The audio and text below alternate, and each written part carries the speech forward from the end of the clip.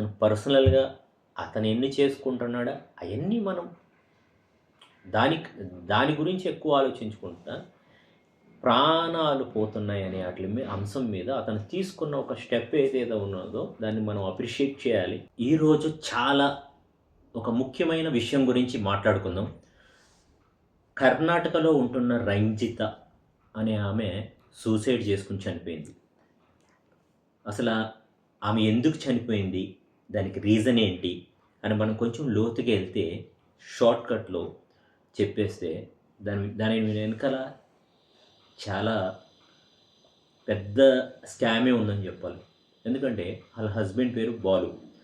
ఆయన betting app అని ఉన్నది కదా!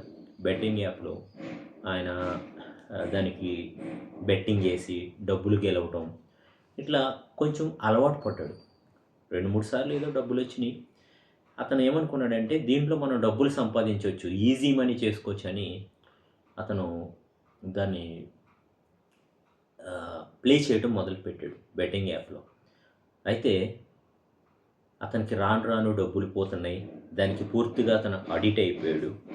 అతని మైండ్ డబ్బులు పోవటం, నెక్స్టు అక్కడక్కడ అప్పులు చేయటం, మళ్ళీ ఆ అప్పులు తీర్చడానికి ఇంకొక అప్పు చేయటం. కంప్లీట్‌గా ఆ బెట్టింగ్ యాప్‌కి అడిక్ట్ అయిపోయాడాయన.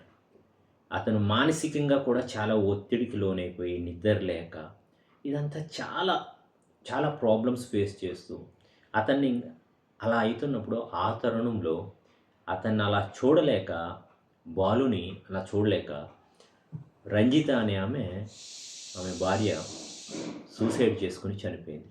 ఇంకా ఒక ఆయన ఏదో రూ. 10,000 బెట్టింగ్ వేస్తే అతనికి దగ్గర దగ్గర 80,000, ₹1,00,000 వచ్చినాయి అని చెప్పి అతను దానికి ఎగ్జైట్ అయిపోయి ఇంకా అప్పులు చేసేసి దగ్గర ఎంత అప్పు అంటే చిన్న చిన్న అప్పులు కదండి.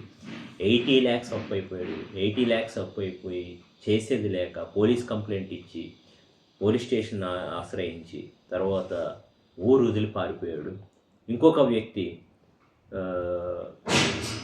10,000 వేసాడు. అతనికి ఒక 50,000 వచ్చింది. మళ్ళీ తర్వాత ఇంట్లో ఉన్న 4,00,000 వేసేసాడు. మొత్తం లాస్ అయిపోయింది. తర్వాత అతను చేసేదేం లేక ఇంట్లోకెళ్ళి నిప్పు అంటించుకొని చనిపోయాడు. ఇది బెట్టింగ్ అనేది పెనుభూతంలాగా మనకు తెలియకుండా చెప్పుకోలేక తెలిసిన వాళ్ళు ఇలా చాలామంది చనిపోయారు. అతన్ని ఇప్పుడు బాలు, రంజిత్ స్టోరీ చూసాం. అలా ఎంతోమంది చాలామంది చనిపోతున్నారు. ఈరోజు నా అన్వేషణ అనే ఆయన చాలా ఫైట్ చేస్తున్నాడు దీని మీద నిజంగా. ఎవరెవరో దేని గురించో ఫైట్ చేయడం చూసాం కానీ ఆ నా అన్వేషణ అతను యూట్యూబర్ ఆయన చాలా ఫైట్ చేస్తున్నాడు బెట్టింగ్ యాప్‌ని లేకుండా చేయాలని.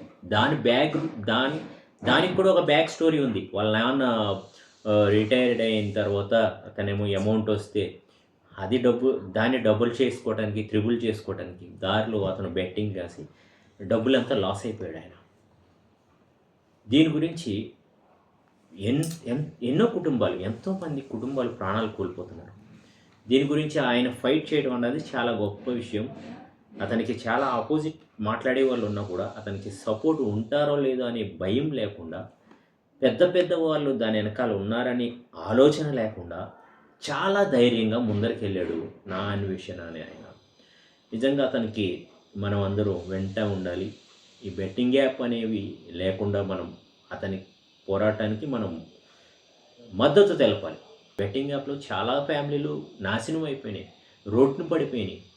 దగ్గర 80 lakhs ఈ బాలు అప్పు చేసింది. 80 lakhs అప్పు చేసి అప్పయిపోయి సర్వనాశనం అయిపోయి వాళ్ళ భార్య ప్రాణాలు కోల్పోయి ఈ బెట్టింగ్ అనే పెనుభూతం వల్ల ఇది చాలా దారుణం. దీని మీద ప్రతి ఒక్కరు స్పందించాల్సిన సమయం వచ్చింది. ఎంత పెద్దోళ్ళు ఉన్నప్పటికీ కూడా దానికి మనం ఫైట్ చేస్తున్న అన్వేషణకి మనం అందరం సపోర్ట్‌గా నిలబడదాం. Thank you everyone. ఈ బెట్టింగ్ యాప్ పెనుభూతాన్ని మనం అందరం తరిమేద్దాం. దీనిపైన ప్రతి ఒక్కరు స్పందించడంలో ఎటువంటి తప్పు లేదు. జై హింద్.